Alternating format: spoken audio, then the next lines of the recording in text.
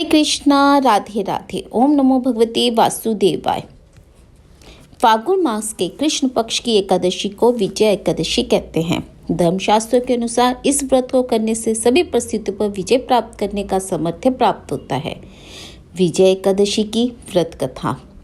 एक बार देवर्षि नारद ने जगत पिता ब्रह्मा जी से कहा, हे ब्रह्मा जी, आप मुझे फागुन मास के कृष्ण पक्ष की विजय एकादशी का व्रत तथा उसकी विधि बताने की कृपा करें। नारद की बात सुन ब्रह्मा जी ने कहा, हे पुत्र, विजय एकादशी का उपवास पूर्व के पाप तथा वर्तमान के पापों को नष्ट करने वाला है। इस एकादशी का विधान मैंने आज तक किसी से नहीं कहा, परंतु तुम्हें बतलाता हूँ। ये उपवास करने वाले सभी मनुष्यों को विजय प्रदान करती है। अब श्रद्धा पूर्वक कथा का श्रवण करो। श्री राम को जब 14 वर्ष का वनवास मिला, तब वे भ्राता लक्ष्मण और माता सीता सहित पंचवटी में निवास करने लगे। उस समय महापापी रावण ने माता सीता का हरण कर लिया। इस दुखद घटना से श्री राम जी तथा लक्ष्मण जी अत्यंत दुखी हुए और सीता जी की खोज में वन वन भटकने लगे। जंगल जंगल घूमते हुए वे मन्नासन जटायु के पास जा पहुंचे। जटायु ने उन्हें माता सीता के हरण का पूरा वृत्तांत सुनाया और भगवान श्री राम की गोद में ही प्राण त्याग कर स्वर्ग की तरफ प्रस्थान किया। कुछ आगे चलकर श्री राम व लक्ष्मण जी की सुग्रीव जी के साथ मित्रता हो गई और वहां उन्होंने बलि का वध किया। श्री राम भक्त हनुमान जी ने लंका पर जाकर माता सीता का पता लगाया और माता से श्री राम जी तथा महाराज सुग्रीव की मित्रता का वर्णन सुनाया। वहां से लौटकर हनुमान जी श्री रामचंद्र जी के पास आए और शोक वाटिका का सारा वृत्तांत कह सुनाया। सब हाल जानने के बाद श्री रामचंद्र जी ने सुग्रीव की सहमति से वानरों तथा भालुओं की सेना सहित लंका की तरफ प्रस्थान किया। समुद्र किनारे पहुंचने पर श्री राम जी ने विशाल समुद्र को घड़ियालों से भरा देख लक्ष्मण जी से कहा, हे लक्ष्मण, अनेक मगरमच्छों और जीवों से भरे इस विशाल समुद्र को कैसे पार करेंगे।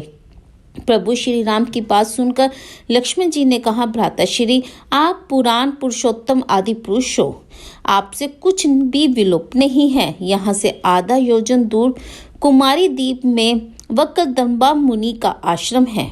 वे अनेक नाम के ब्रह्माओं के ज्ञाता हैं। वे ही आपकी विजय के उपाय बता सकते हैं। अपने छोटे भाई लक्ष्मण जी के वचनों का सुन श्री राम जी वक्रदल्ब्य ऋषि के आश्रम में गए और उन्हें प्रणाम कर एक और बैठ गए। अपने आश्रम में श्री राम जी को आया देख महर्षि वक्रदल्ब्य ने पूछा, है श्री राम जी, आप किस प्रयोजन से मेरी कुटिया को पवित्र किया? कृपया कर अपना प्रयोजन कहें। प्रभु मुनि के मधुर वचनों को सुनकर श्री राम जी ने कहा, हे ऋषिवर, मैंने सेना सहित यहाँ आया हूँ और राक्षस राज रावण को जीतने की इच्छा से लंका जा रहा हूँ। कृपया कर आप समुद्र को पार करने का कोई उपाय बतलाएं। आपके पास आने का मेरा यही प्रयोजन है। महर्षि वल्लभाधर ने कहा, हे राम, मैं आपको एक अति उत्तम व्रत बतलाता हूँ, जिसके करने से आपको विजय श्री अवश्य ही प्राप्त होगी। ये कैसा व्रत है मुनि श्रेष्ठ, जिसे करने से समस्त क्षेत्रों में विजय की प्राप्ति होती है? जिज्ञासु से श्री राम जी ने पूछा। इस पर महर्षि वक्रदल्ब्य ने कहा, हे श्री राम, फागुन माह के कृष्ण पक्ष की विजय एकादशी का उपवास करने से आप अवश्य ही समुद्र को पार कर लेंगे और समुद्र में भी आपकी विजय होगी। हे मर्यादा पुरुषोत्तम, इस उपवास के लिए दशमी के दिन स्वर्ण, चांदी और तांबे या मिट्टी का कलश बनवाएं। उस कलश को जल से भरकर उस पर 5 पल्लव रखकर उसे वेदिका पर स्थापित करें। इस कलश के नीचे संतनजा अर्थात मिले हुए 7 अनाज और ऊपर जौ रखें। उस पर विष्णु की स्वर्ण की प्रतिमा स्थापित करें। एकादशी के दिन स्नान से निवृत्त होकर धूप, दीप, नैवेद्य, नारियल आदि से भगवान श्री हरि का पूजन करें।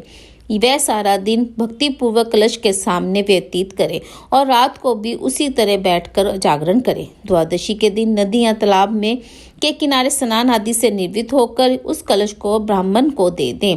हे दशरथ नंदन, यदि आप इस व्रत को सेनापतियों के साथ करेंगे तो अवश्य ही विजय श्री आपका वर्ण करेगी। मुनि के वचन सुन तब श्री राम जी ने विधि पूर्वक विजय एकादशी का व्रत किया और इसके प्रभाव से राक्षस के ऊपर विजय प्राप्त की।